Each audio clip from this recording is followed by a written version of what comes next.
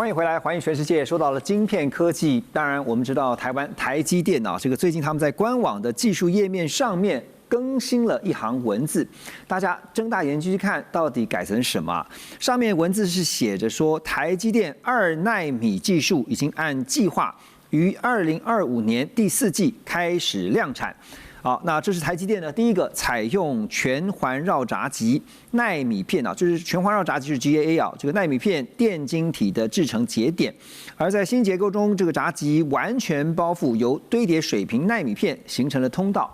几何构造呢是能够显著的提升电磁控制力，来减少原本这个漏电的问题。那同时呢，缩小电晶体的尺寸，增加电晶体密度，也不会牺牲效能或者是功耗的效率。另一方面呢，台积电1.4奈米制成的这个工厂的地基工程，在2025年11月初也已经正式开始动工了，量产目标的时间是定在2028年。好，所以二奈米哈，我们科普一下，就是大约是头发直径的10万分之一。黄老师，这个我们提到了2奈米啊，甚至说2奈米以下哈，未来还要攻1.4啊，在研发上要突破的这个技术门槛是什么？就这个问题其实很有趣哦，就是其实 GAA 或者是 MBC Fab， 就三星提出的架构，其实都讲了有一阵子。那真正做出来，并不是在研发功夫上的突破，而是在制程上有一个很明确的突破。那这跟台积电的战略很有关系嘛。那我们今天要做到2奈米跟1.4奈米，那最大的要求是什么？它不要漏电，希望它不要漏电，但是做到这么小尺度的时候，就像你的隔音材料很薄，你的声音就很容易穿过去，你的能量很容易穿透过去。在原子尺度的这种漏电上，就是来自这种穿隧行为。那台积电可以做到在制程上技术的突破呢？最重要的在于它可以做到原子级尺度的精密的加工跟制造，把它做得非常的平整，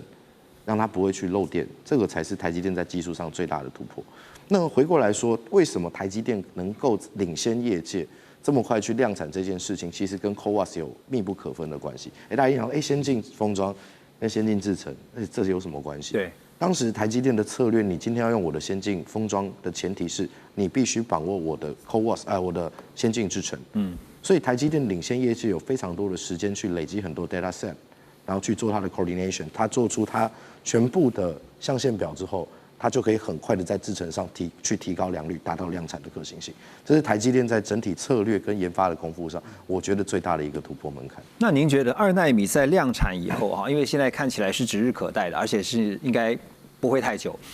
如果真的进到了2奈米量产的一个状态之后，全球半导体的格局，就是半导体的竞争格局会变成什么样子？其实最后它可能会开始变成某项特定的某几个专项元件，有某几个特定的公司去做。因为今天2奈米制程甚至14A 这种制程，它是属于国家级建设的，国家级建设型的一个半导体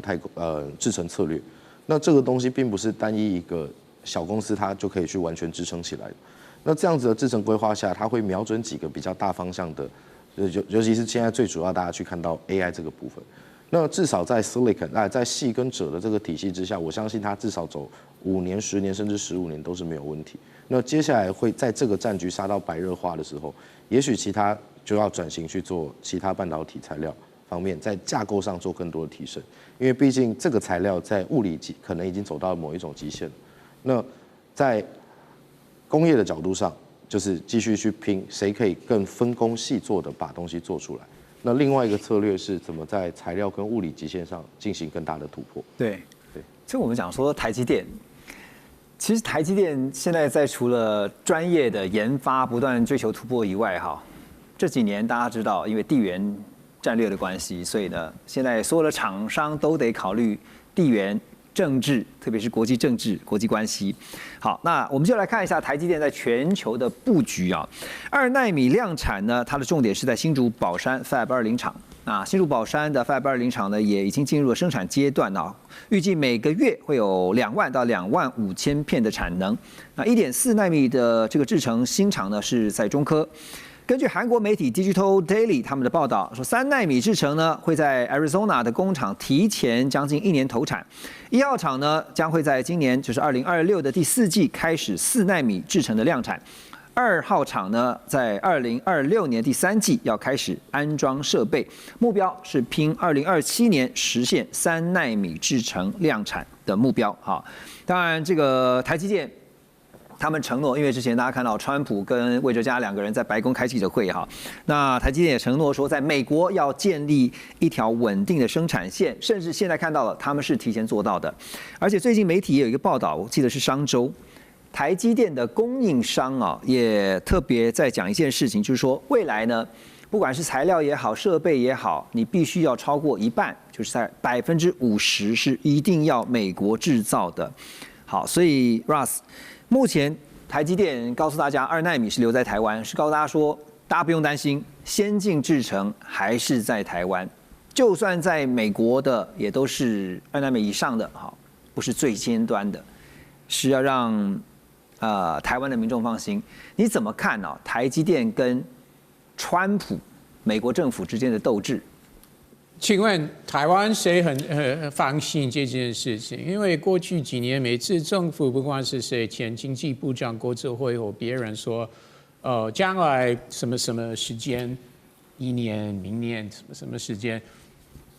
最先进的晶片不会在 Arizona 制产，然后后来已经调票几次了，不是吗？所以我相信所有的台湾人都知道，这个是一个 moving target， 就是说，就迟早的事情。迟早最先进的科技还是会在美国制产。从另外一个角度来看，只要是今天的最先进科技，美国会坚持，美国会需要说，那是今天的最先进的科技，必须要在美国制产。就是在美国一定要比照办理有一套。美国不管怎么样，美国会继续向台湾政府跟台积电施压，说只要是你最先进的科技、最先进的晶片，那你一定要立刻。那当然立刻不是明天，但是美国会坚持你最先进的科技还是要在美国制产。所以以后台湾也没办法继续说，我放这个承诺说，将来几年最先进的科技不会到美国制造，不可能，美国永远不会满意，美国会继续施压。好，但是在海外设厂这件事情啊，其实它并不是说在像是这个开 7-Eleven 一样，好，在台湾这边 OK 的话，到了美国那边立刻就可以马上啊，设备、人力全部都可以找来以后，就立刻开一家分店，因为它是晶圆厂。它不是像开小七一样这么的容易的，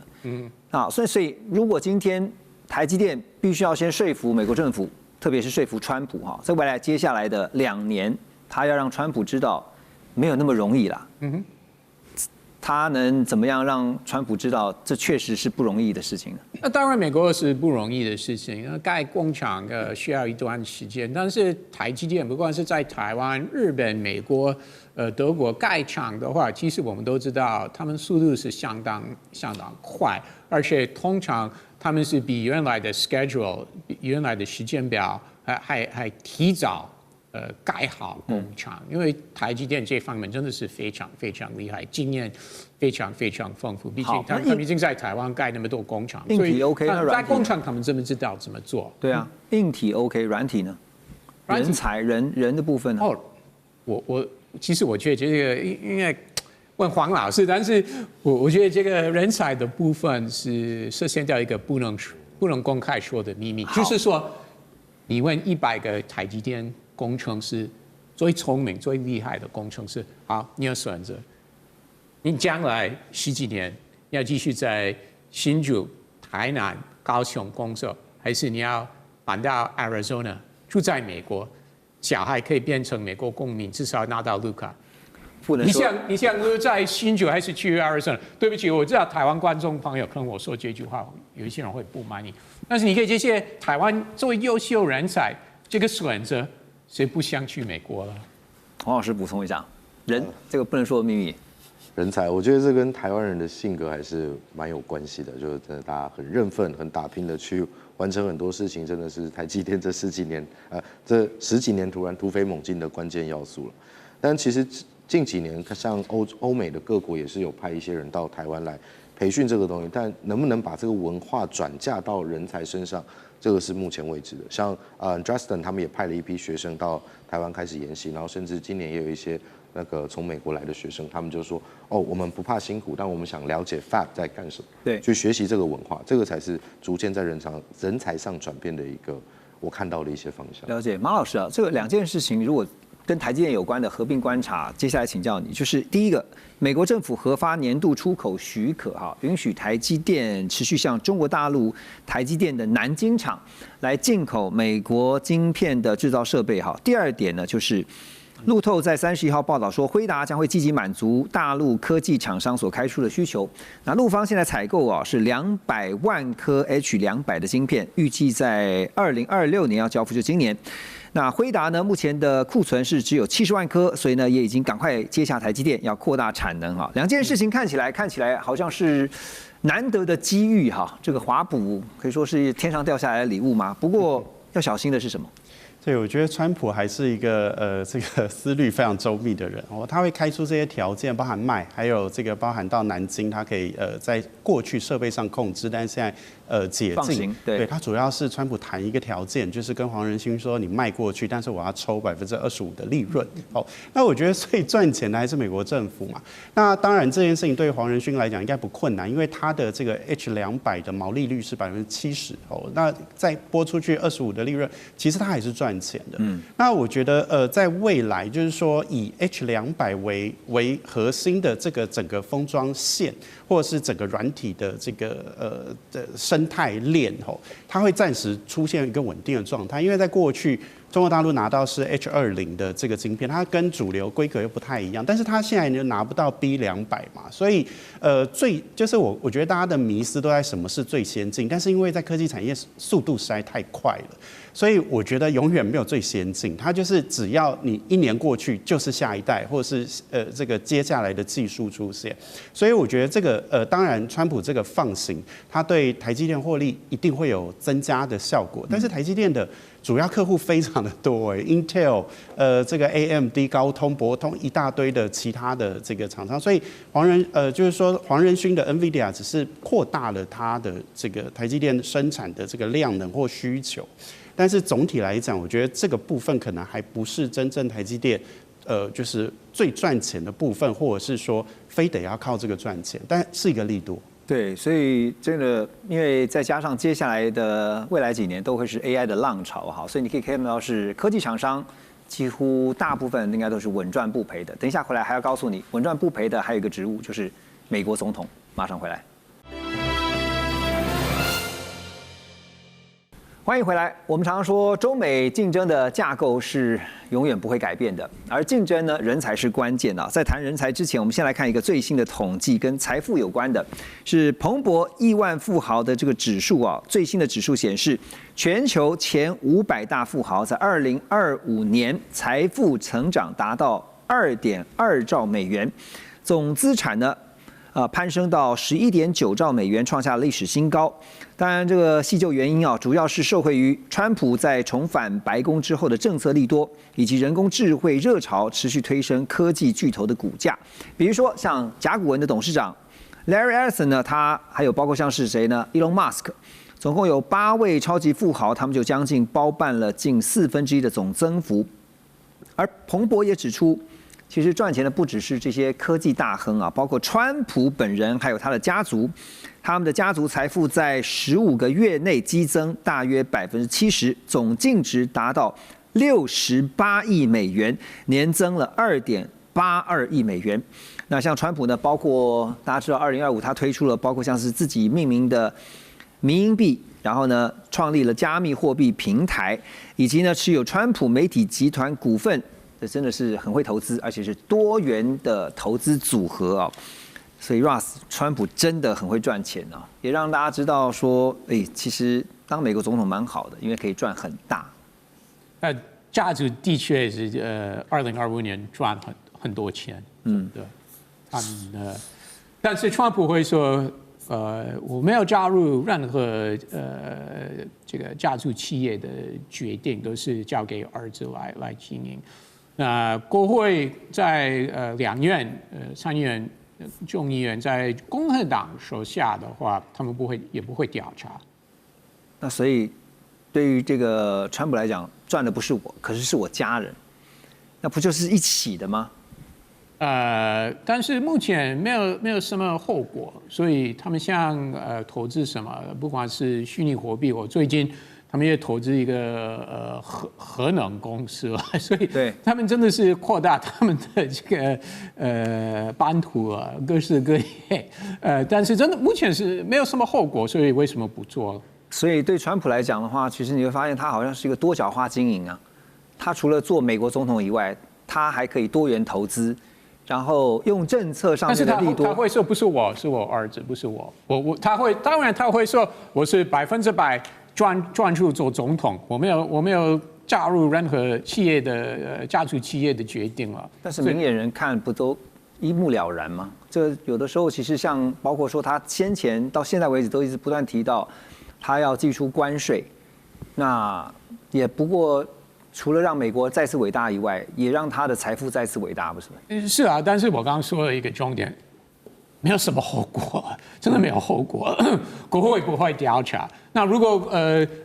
其中选举的话，如果共和党继续掌控两院的话，那剩下他任期剩下2年也不会有什么调查。那万一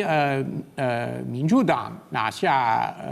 众议院的话，那他们一定会展开调查，但是司法部也不会做什么，所以其实川普他这方面非常聪明，他知道完全不会有后果，所以就讲机会赚钱。好，我最后想请教你啊，因为2026其实是一个对川普来讲是一个关键的选举年，好，你怎么看在新的一年2026，他跟这些科技大亨之间的互动？会继续有这个算是很正面的互动。那到时候，不管是今年5月、7、8月份的时候，那当然，川普和共和党会向他们要钱，这一定的，因为其中选举经费是庞大了，所以这些人呢，因为川普的政策，其实他们也有赚不少。你刚刚说的，他们不管是股票，或是松绑相关法规。川普政府的确是对他们是非常非常好，而且其实这些人都是非常 surprise， 因为本来他们大部分不是全部，但是大部分是比较亲民主党、亲拜登或 Kamala Harris。后来川普上任，他对科技业是非常非常友善，所以到时候一定会有回馈啊，他们会捐很多钱，今年会捐很多钱给共和党。你点到重点了，就是在选举年，选举都很花钱的。那川普就会跟这些科技大人讲说，你们这些财富不都是我创造出来的，所以你们总得意思拿出一些来帮助我选举啊。另外讲到科技啊，我继续想请教这个黄老师，川普政府他们最近宣布说要成立一个美国科技部队啊，叫做 United States Tech Force。美国新闻网站 Business Insider 他们就透露说，这个计划预计要招募大约有1000名的软体工程师，还有资讯科学家相关的科技人才，作为第一批参与的精英。而录取者呢，会被派到各个政府机构。CNBC 也透露说，目前已经有大约20家科技巨头同意参与，其中还包括了像是 Amazon Apple、Google、Dell、Microsoft， 还有 NVIDIA、OpenAI， 这些都是叫得出来，还有 Oracle 这些大公司。好，那美国在搞说科技部队，而且呢是说号称20家科技的这些巨头当做他们的后盾啊。那黄老师，因为您是这个在日本东北大学拿到博士，然后你觉得美国、中国大陆、台湾这些科技人才在养成上面有特别不同的地方在哪吗 ？OK， 我觉得这个是一个很有趣的议题哦，因为他们这些已经不算是招聘的，已经不算是单纯只是被训练出来的科技人，他们是已经养成完甚至即战力的一个人才，然后把它透过这样的方式集中到各政府里面去做，可能做一些决策啊、咨询的顾问等等。那这个从教育端就是一个很特别的形式。我怎么说呢？像一个以开发国家，可能大部分在高等教育上走的是纽曼式的教育形式，它要你是一个开创性的完人，然后可以有独立思考能力。但在开发中国家，大部分会采用的是红宝式的教育形式，也就是我国家级政策型，现在哪个重要，我们需要什么，全部都灌进去。就像在台湾早期会先成立电机科要做大电可能土木营建科要盖房子做基础建设，类似这样的红宝式的教育。那美国其实是已经开发国家非常久了，他们已经有非常成熟的体制，所以都非常鼓励学生自我的探索、自我的去学习。但是如果只是这样走下去，没有办法去集中的时候，其实你在科技竞争上可能会输给他的假想敌中国，因为中国就是一个以红宝式教育不断在往前冲的一个国家。那美国这样的做法，我觉得非常的特别，我也很欣赏。我怎么说呢？就是他用一个红宝式的培育出来的人才，要用纽曼式培育出来的人才，但做红宝式的一个推进方式，还蛮期待会看到什么样的一个新火花。所以中美两强未来他们势必要在科技上做竞争啊。那科技我们知道，刚刚特别提到人才是关键，所以在养成科技背景的人才方面，这两个部分您怎么看？这两个大国走红宝式可以很快的接近台积电的水准，但走纽曼式它可能会花比较长的时间，但它有机会做出一个突破性的人才培育。这个其实还蛮关乎整个国家到底想发展的是一个什么样的方向，未来整个走向怎么去做，在科技人才上的培育才能够做一个比较好的定锚。OK， 好。另外还有一个有趣的话题啊，就除了比拼科技之外呢，现在我们先前也提过，像包括稀土也好，还有包括原料药也好啊，那这跟药界有关啊。白宫在2025年12月初，他们宣布呢，跟9家大型制药公司达成一个协议，要降低民众的处方药的价格，其中包括了像安进啊、必治妥施贵宝，还有呢百灵、佳音格汉以及基因泰克等等的制药公司。而根据路透社2025 12月31号取得这些医疗保健研究公司啊，叫做 Three Axis Advisors， 他们所独家提供的数据显示，美国制药厂在2026年大约有350种的药物会涨价，比起2025年增加了100种，涨价幅度呢中位数大约是4%啊，跟2025年的水准是持平的。所以大型药厂在新的一年跟美国之间啊，特别在政府方面的互动会是如何？马老师怎么看？我想这个药这样东西在各国现在看起来都被当成是一种战略产业，因为这个药品关系到这个人民的健康之外，其实它在战争过程里面其实有很大的用途啊，所以药品大概就不太能够在这个政府的管控之外。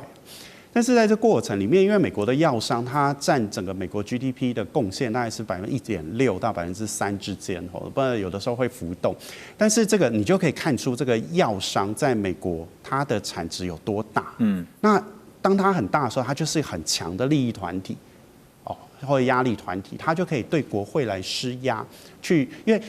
美国的行政权上控制了几个东西，一个是 FDA， 就是要这个食药署，食药署，然后另外一个是 HHS， 就是卫生公共部。那这些东西其实它就决定了药能不能上市，或能不能使用，或能不能被政府采购。那所以这个通常药商就是跟美国政府之间，它都会透过国会施压的方式，让它的药价能够维持比较高档的水准。